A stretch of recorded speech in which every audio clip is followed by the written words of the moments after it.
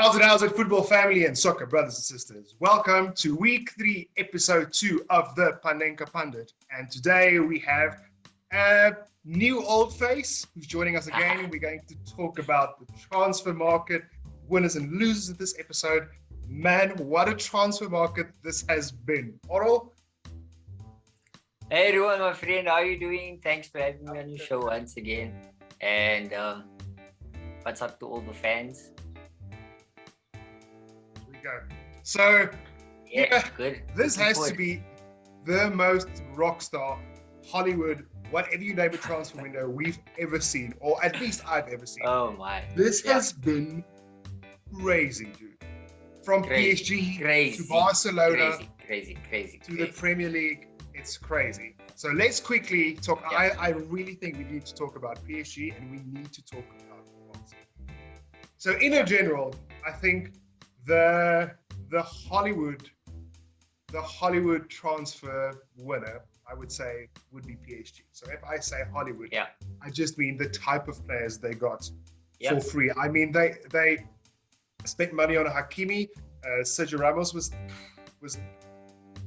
there now.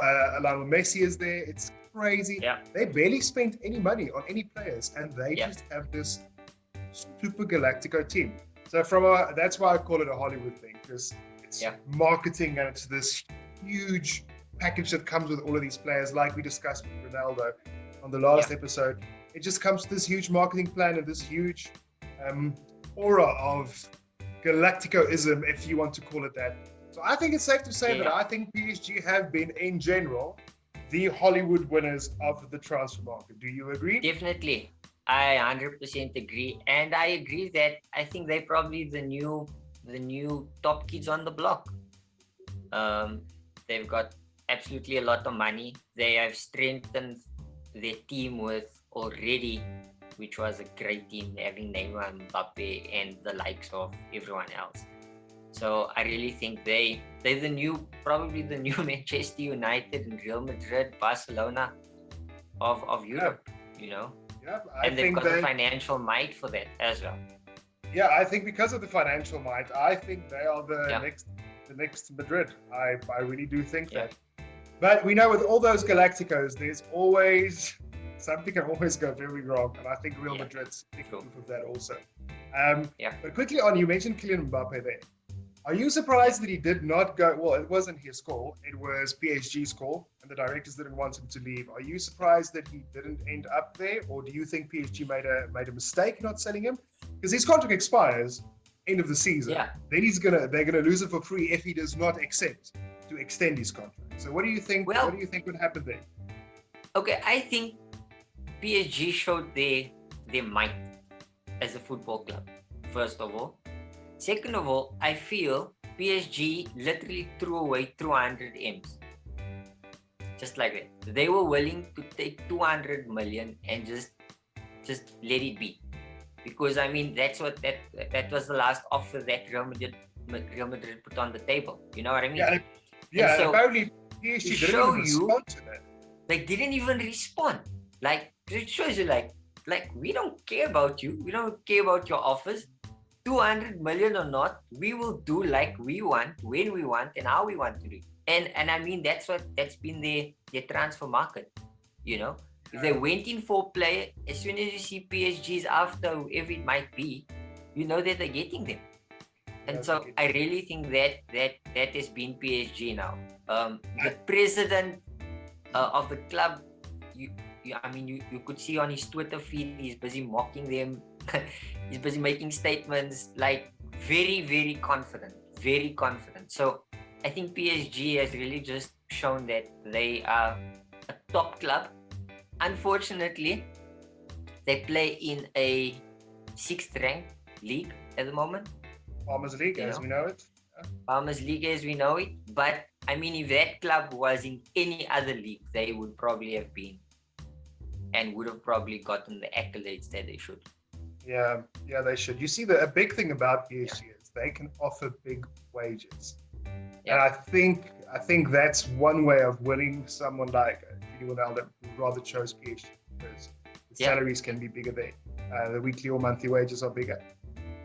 Look, it's a Unfortunately, at the moment, money buys good football. But I 100%. don't always think it buys a good team, if I can put it that way. Because we've seen so far with all the Galacticos, there can be ego clashes. And remember, and no at matter the end how, of the day, you need a balance. You need a balance in your team. And I think you can have the best players, but it doesn't mean they're going to gel as they should as a club or as a team. And I think the biggest question for PSG is Poch going to be able to maintain all those egos? Egos. Yeah, they've been willing to maintain it. He's still a young manager, actually, right? He's still a young manager. So maintaining that, it's going to be tough. But I would say Hollywood transfers winners we can give to PSG. And I think in the world of losers, we thought maybe Inter Milan would be one of them. But I have to be serious. It has to be Barcelona. I mean, I saw the players that they signed. Regardless of who they let loose, but the players they got. And then Griezmann goes. Yeah. And then Griezmann, one of the best players, in the light that Messi had left, then he decides to leave, back to Atletico Madrid. So I definitely think losers, Barcelona. I agree. Yeah, and the thing is, I have to be honest. Griezmann, he should be. Since the beginning, he's been at Barcelona. He hasn't been that bad. He's never been Griezmann. He's not been Griezmann good. So for him to leave back to Atletico is probably smiling all the way to the bank now, because remember, it's just a loan. So if he doesn't shine for them, they don't have to buy him back. But if he does, then they buy him back for something like 40 quid. I mean, yes, that's so much profit that they can make out of the deal.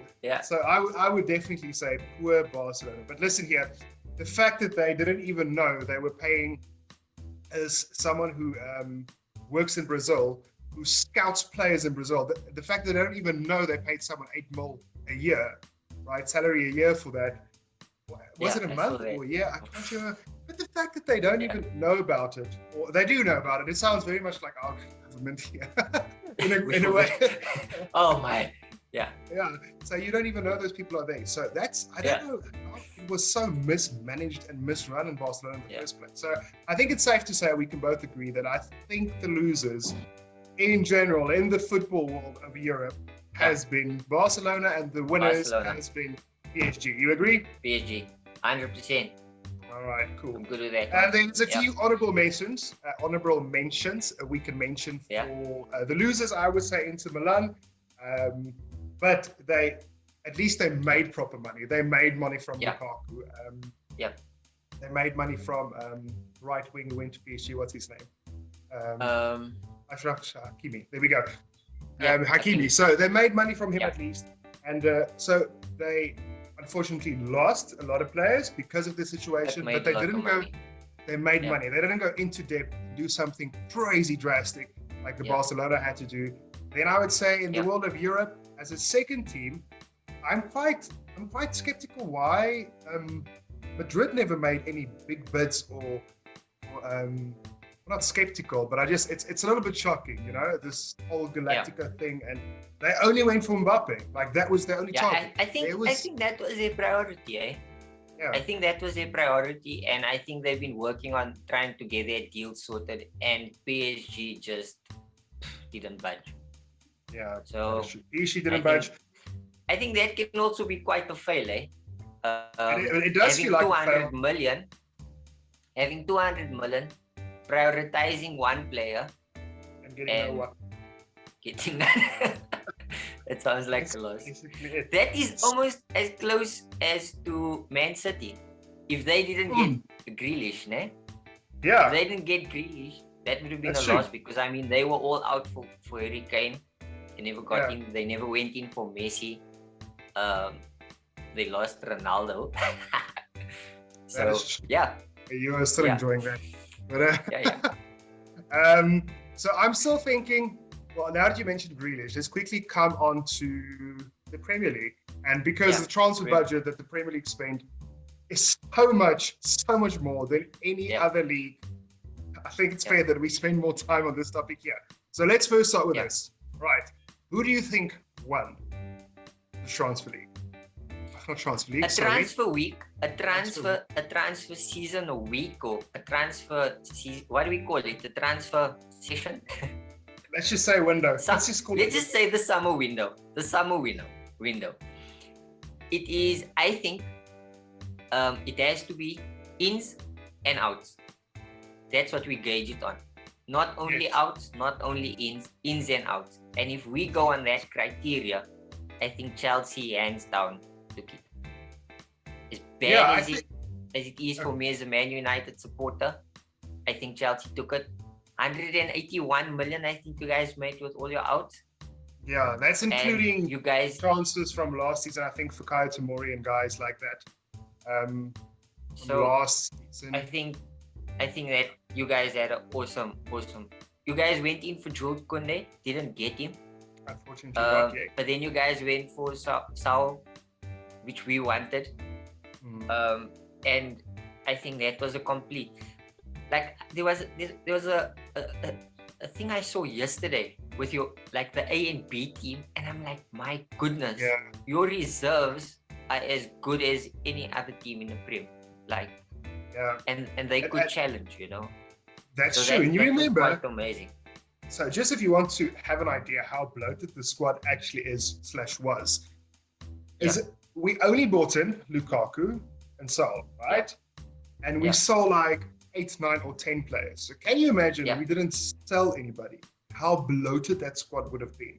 I mean, I'm still looking at it, and now that Saul is there, now that he's there, I'm trying to think, well, that means our fifth midfielder would be Billy Gilmore, who's out on loan now. He was not out on loan. Then on 6, it would have been Ruben Loftus-Cheek. Then on 8th, 7th, it would have been Ross Barkley. That's mental, dude. So we had to skim down a few things. And apparently I'm very disappointed about this because I wanted to have game time because I don't think there is that much space in the squad for him. Apparently the club said no to a deal to West Ham for Ruben Loftus-Cheek, and I have no idea why. That's what I heard. And I heard the same thing from you guys with Martial, who said no, or he blocked a move to Lyon, am I correct? To Lyon, but I think PSG, they were looking to get him to PSG as well. They actually got Ronaldo's manager, George Mendes, to try and get him to PSG. So, I don't know. I think it would have been a good move for Martial to actually go. But okay, I don't know if we're going to go into that now. But Martial had to leave. Our team, on that note, is just as bloated. We've got at least about 8 players that could have gone, and we didn't do that. We only managed to sell Dan James to Leeds United. Leeds are busy with a good squad, eh? But look, they've got a very good coach. They do. So Leeds, I think is going to do quite well, and I actually think Dan James actually fits Leeds quite well. Yes. The kind of football that they play. So I think that was a good move for him, and a good move for us to get him out of the squad. I'm a little bit upset that we didn't get rid of Jesse Lingard. I really think because he was also on his way to West Ham. Yeah, we had value in the market for him, but I think West Ham just didn't want to pay up the money, you know. So I think it's just because of what's happening with Cavani and the injuries, and maybe he's just a very good backup. Same reason we got. The other thing is, he plays attacking. He can play attacking midfield, Jesse Lingard, and he can play on the left or on the right as a winger, and we don't need him there. After Bruno. We have Donny van de Beek that can play there. We've got Pogba that can play there. We still have Mata that's there. And then you're looking at Jesse Lingard, you know what I mean? So, and then on the left and right wing, there's Sancho, there's Greenwood, there's Rashford when he gets back. There's Amad Diallo that didn't get his move to that Holland club, I think. What's his name now again? I forgot. But anyway, he picked up an injury, and that was a bit unlucky for him, not having to go there. So yeah, I But really think Jesse Lingard should have left. Yeah, but I still think this. So despite that, let's say United and Chelsea needed to offload a little bit more players. Yeah. I still think it's fair to say that from a Hollywood, let's call it the Hollywood transfer, Man United won the Hollywood transfer. Yeah. I mean, you got two very big names. Sancho. If you told me Sancho, Varane, and Ronaldo, dude, I would have taken that window. I think Ronaldo covers the crack of that CDM that we didn't get. But the other thing is this, I tell you what, at the beginning of the window, they said that Ole prioritized 3 positions. It was the centre back, a striker, and the right wing. And that's the positions that he got. So for him, it's job done. For him, that's job done. Yeah. And as much as we complaining as fans about that central defensive area, he didn't feel it's necessary. So we hope, look, he's got all the tools. So we're looking forward to see what he's going to do now. And then if we had lost Diego Dallo for any of the clubs that were interested, then we were going to go in for Trippier. So that was the only other signing that we were going to make had he left. Okay, cool. So I can confidently say I feel like from the Hollywood side, you guys won it. Maybe, well, you nominated Chelsea as the winners of the transfer window. I would have said if we have gotten one defender extra, if Jules Koundé would have gone through, that would be fine. But luckily, there is youth to fill that up. There's a good amount. Reece James can play right back, so I think that's a saving grace, that he can actually play in the 3 defense on the right side. So I think we had a good season, but undoubtedly we have to talk about Arsenal and Man City.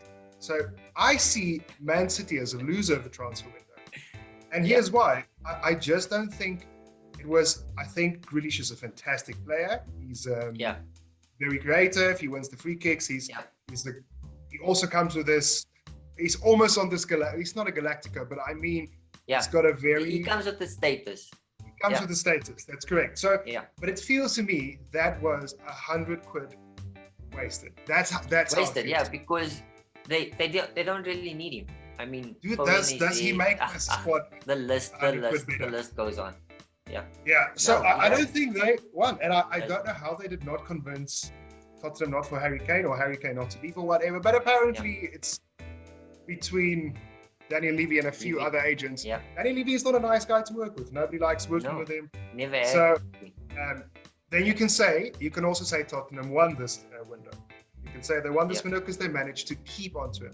They had a few good signings, not big stars or anything, but they managed to keep him. Son's looking great. Danny Ali's looking great. So from an attacking point of view, they actually look quite sorted. Yeah. Then to Arsenal, I actually just want to read this out quickly here. So Arsenal spent 165 million euros. Okay. The income they received was 30 million euros. That leaves them in a balance of minus 134.7 mil. That's 134 million. Let's round it off and say 135 million. So at no point when I read that do I actually feel that they spend that money. It doesn't feel like, it just feels like it's been put to stop a few holes, but I can't for one moment think that their squad is overwhelmingly better, or they will be not an 8-spot team anymore. There'll be a 6th, 5th, or a 4th. I don't know. I just don't feel that. I think, and I'm sorry, I know Arsenal fans have gotten way too much slack and they've been bullied and they are probably Banter FC now. But we have to talk about how average this window was. And I think they were the losers of this transfer. Do you agree? Definitely. And with all that money spent, the team is still not, it's not like this team is going to, challenge Man City. This team is going to challenge Chelsea. It still feels as if it was a B team that they put together, yet having spent such a lot of money. That is exactly it. And you saying B team now, that's the same thing I said to the first episode we did about Arsenal. And their transfer window and their first game that wasn't a success. It was specifically this. It feels like they spent all that money on a B team. Having spent all that money, and you don't even have 1 point on the board. You know, Not one goal scored. not one goal scored. Oh, 9 conceded. Yeah, no. that's a tough statistic. That's tough.